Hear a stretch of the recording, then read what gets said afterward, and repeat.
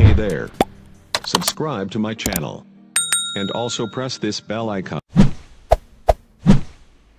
Hello, good day everyone. I am Apostle Daniel Akpai. Welcome to my YouTube channel. If you are here to subscribe to this channel, I'd like you to click on subscribe button. Don't forget to click on notification icon beside the subscribe button. And before I continue, I have a good news for you. Subsequently, we'll be doing one-on-one prophetic session on YouTube. Though we started before I traveled, so I have not been stable. So that is going to come up on this channel. One good thing about it is that when prophesying to people on YouTube, people have privacy on YouTube. It's not as public as any other person. So we are going to be enjoying ourselves. So that is why you need to turn on the notification button. So anytime I'm coming live, you can be notified wherever you are. Meanwhile, today we are looking at a very serious topic. Some people really want to know how far I have gone in ministry. They want to know. There are people who just met me.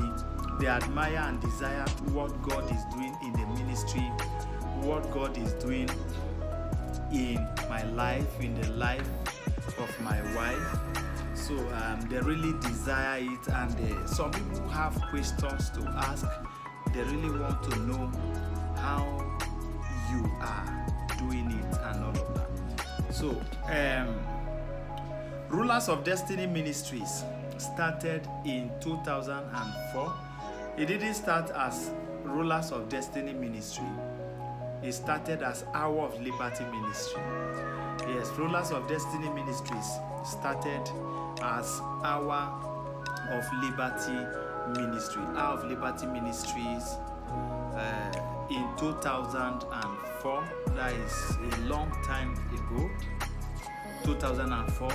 And in that 2004, it started as a fellowship center, like a worship center where people could come pray, an interdenominational per se. So we started with 25 members. Yes, that is a long time. We started with 25 members, and from these 25 members, so I'm going to tell you everything about the ministry today. I believe it will help and guide you. So the 25 members, I think about 60 to 70% of them were children. Small children who came with their parents like that. So we continued. I had no money to raise tents for it. So we're using under the mango tree. In my father's compound where I was using, we had 3 mango trees in the compound. All right. So we now use under the what a memory. We're using under the mango tree for our worship. We're using just that mango tree. And those mango trees, as time went on, I decided to do something like huts, huts kind of. So we now went into the bush. We cut some trees, cut palm tree leaves like that, and we brought it to my father's compound. Palm tree leaves, some trees. Then we now made a particular hut where we were using. So the issue now was anytime that rain began to fall, everybody would just scatter. Now, somebody hearing this now, I know you are surprised that is this what Apostle Daniel went through? Look, if we don't tell you some of these things, you will not know. You will just wake up one day, you want to desire what some ministers have. You want to be like them. They have paid the price. We have remained consistent over the years. I think 2014 and now is a long time. I think that is close to 20 years. All right, so anytime the rain began to fall, I'll tell everybody, Prayer has closed. Surely his goodness and mercy. Back, back, back, back, back, back. Everybody will just run. Remember, I was not born a Christian. I was a Muslim. There was a day where in that meeting, something strange happened. Some of my childhood friends gathered together and began to stone me, began to stone the people that came for the meeting. That was around that 2004 too. 2004. So they began to stone people in that meeting. Then the stone unfortunately hit one lady whose name is Ojoma. The eyeball broke and the eye went inside. When I saw the situation of the eye, I screamed. I said, God, is this how I'll be disgraced in this town? What do I do? And everybody gathered. The prayer scattered. All the members came together looking at what happened. And the Lord said, son, place your hand on the eye. I'm going to be replacing it with a new eye. I brought forth my hand. I placed on the eye. I prayed and declared upon it. In less than few minutes, I removed my eye. The Lord said I should just check the eye. When I checked, another fresh eyeball appeared back in her eye. Yes, her eye came back. Eyeball restored. Guess what happened? The next fellowship day, everywhere was jammed. From 25 members, we grew to 300 in 1 week. Those boys that stoned me, one of them fell down. Heavy health challenge came. The parents almost arrested me. I said, what did I do? They said, I'm the reason why their son was sick at the point of death. I said, did I do anything? They came to stone me. I didn't say anything. Later, they apologized like that. So, the prayer continued in my father's compound like that. We had no money to buy musical instrument. So someone bought me a CG machine that time. The machine was gotten for me at the rate of 75,000. I now took the CG in less than 3 months. When the machine was gotten for me, I now took it and sold it. I sold it for 35,000 naira. This was around 2005 thereabout. I can't remember. I now sold it for 35,000. Something I bought that was not up to 3 months. So that 35,000 naira, I used the money. If you see what I bought with 35, that time, what is amp? Who knows amp? Is deck. You know deck. I bought deck. I bought this mixer amp that has plenty this thing in front. I don't know. I bought drum. The drum I bought was made in Aba. One local drum. I bought it for 15,000. I bought microphone. I bought a Hoja mic. Like that. So we started. People began to come. One service were there. A woman was passing by because our compound where we were having fellowship was close to the road. She was passing by and she heard that we were praying. She was having neck problem. She was not even a Christian. She was a Muslim. She was having neck problem. The moment she heard me preach, she got to the place where we were. And the moment I saw her, I discovered that she couldn't turn her neck. I called her, woman, come. I see that you can't turn your neck. She said, yes, my son, I can't turn. I've been having this affliction for a long time. I said, you can't come here and live here this way. I said, in the name of Jesus, I command you to be healed. I said, turn your neck. She couldn't turn. I said, turn. She couldn't turn. As I declared upon her, I insisted that you must turn your neck. Neck began to move. Everywhere the neck began to, everywhere was on fire. What about this baby that was brought? The baby was walking before. The baby fell sick, and all of a sudden he couldn't walk, and he couldn't talk again. The name of the mother is Ele. The father, the grandfather of this boy is called a baby. Those who are from Kogi State, and precisely around that Ajetachi, Kaduna, if you're precise, should know this person. That's why I'm mentioning the names. You can go and verify any miracle or testimony I share with you. I'm mentioning some of these ones, the ones I can remember, so you can go and verify. These are verifiable testimony till date. After many years, they are still intact to the glory of God. So the woman brought, in fact, that was the miracle that really announced the ministry. The woman brought the baby, she said she heard that when I pray for people, God answers. That the baby was walking before, that after he fell sick, he couldn't walk, he couldn't talk. I said, okay, no problem, bring the baby. I held the baby, pray for the baby on the spot. The baby, I can never forget, in my room, the baby began to walk on the spot.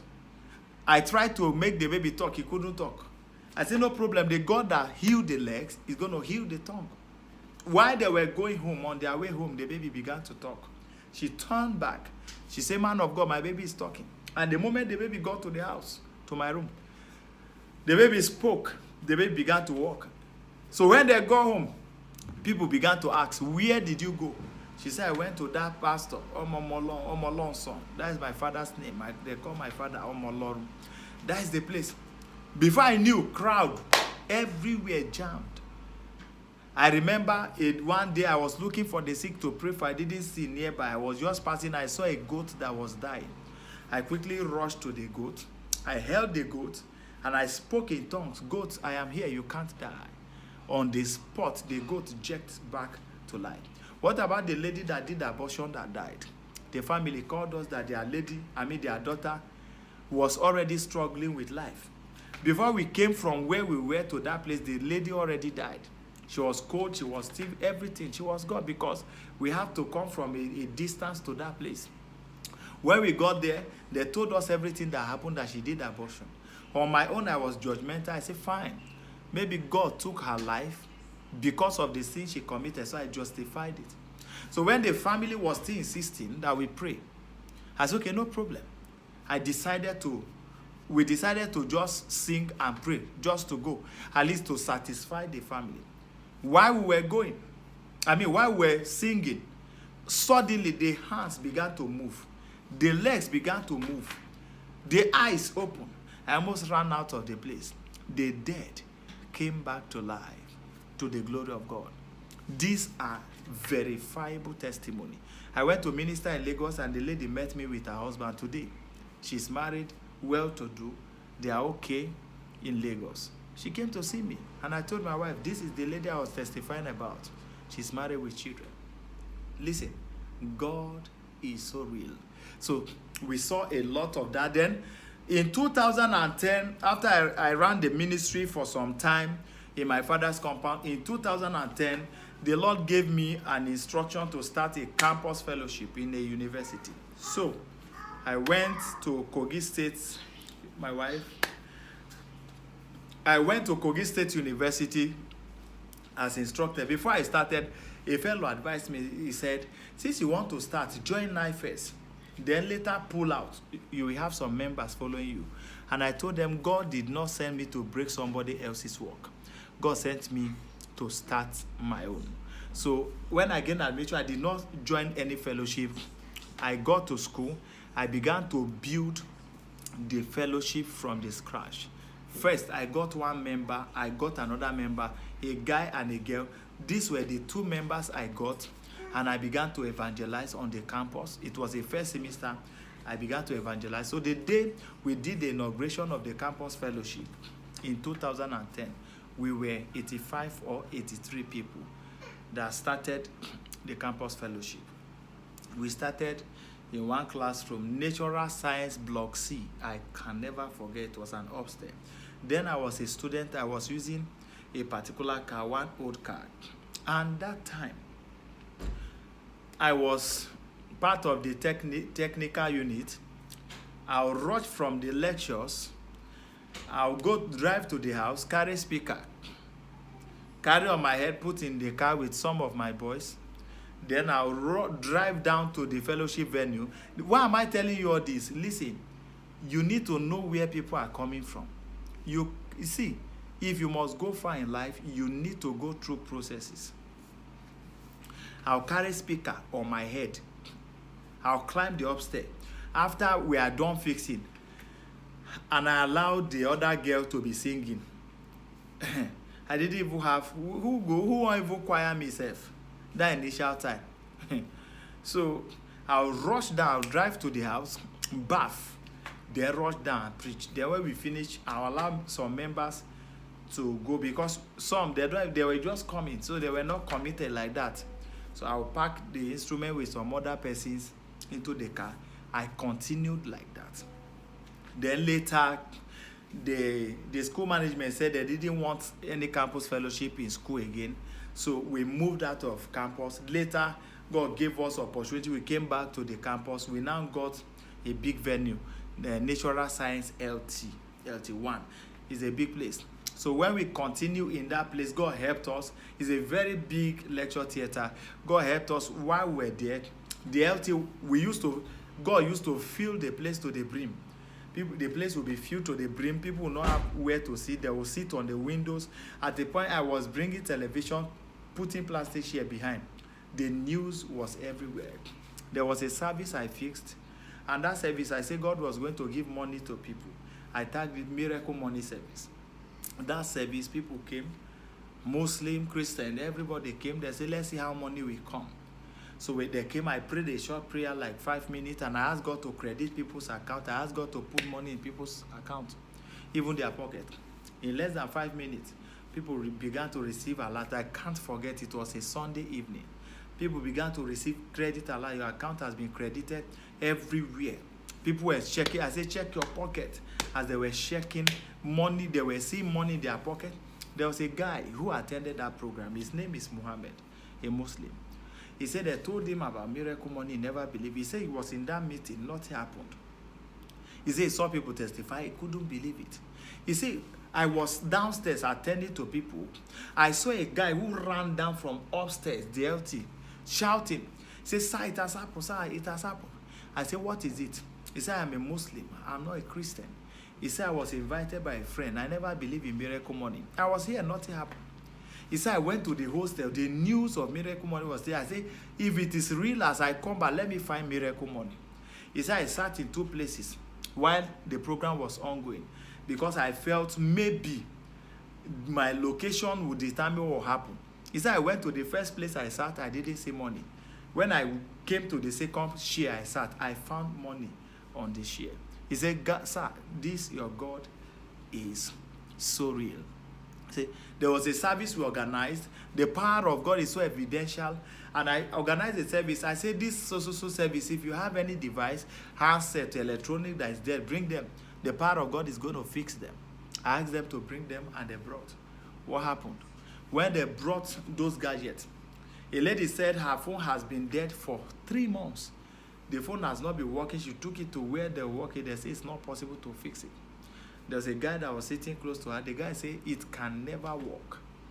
I prayed. Now, remember, a phone that has been kept on the ground for 3 months, you should know, if not for anything, the battery should even be dead.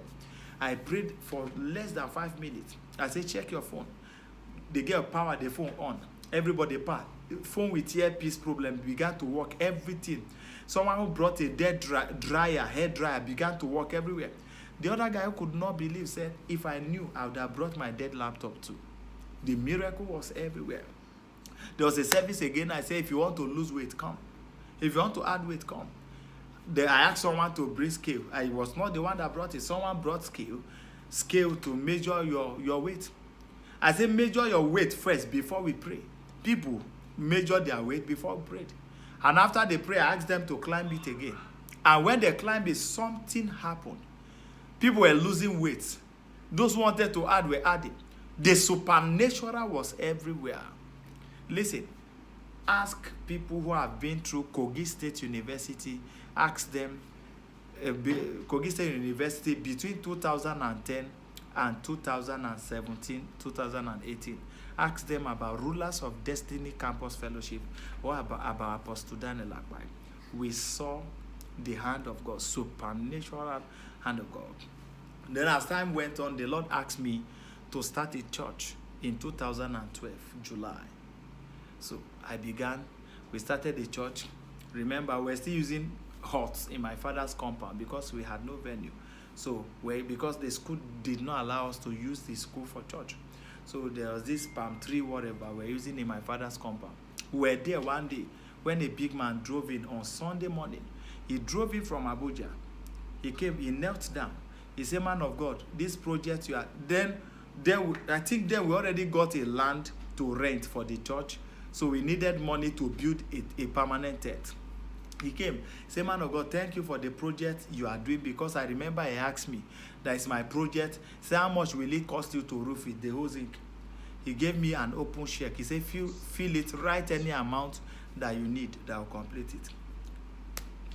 On Monday, the money came. Before the next Sunday, we were already at the tent, to the glory of God. We were there in less than 1 year. God gave us a big, massive land. And within that 1 year, we built a massive cathedral of 3,000 seater capacity. And when we built the 3,000 seater capacity, we had no money to buy the zinc for the roof. One day also we're in church. A billionaire drove into church with about 2-3 Hummer Jeep. I was wondering what's happening. I saw police everywhere. They just got to the church. We're under the sun. He said, why are people under the sun? I said, there's no money. We need to buy zinc. He said, okay, how much do you need? I told him. On Monday, he credited us. The zinc was bought on that Monday, work began. And before the next Sunday, we already roofed it. Today, we have that multi-million naira cathedral in Kogi State. Then on 18th August 2018, the Lord told me, your time is up in Kogi State, that it is time to move to Abuja, that I'm sending you on a rescue mission. I say, God, I never wanted to go to the city. I prefer my Aimba. I love Aimba life. And the Lord said, go. That I have sent my servant to Abuja. I sent a particular servant to Abuja. He misbehaved. I am sending you to Abuja on a rescue mission. And if you do not go, I will replace you. And he said to me, son, while I was praying in the night. I said, God, provide everything we need, provide. I was worried because people told me Abuja is hard. And God said to me, while I was praying, he said, stop praying for provision. He said, lack ye anything when I sent you without purse and pocket? I said, no. He said, go. Everything you need, I will provide. And to the glory of God, as I speak, we are in Abuja. The church will be 2 years on 13th of January. 2 years on 13th of January. And I can tell you that God has been faithful. In less than 2 years, in this city of Abuja, God has given us a multi-million naira church land. We bought it cash, debt-free, not owing anyone. God provided, because he said, lack ye anything when I sent you without purse and pocket.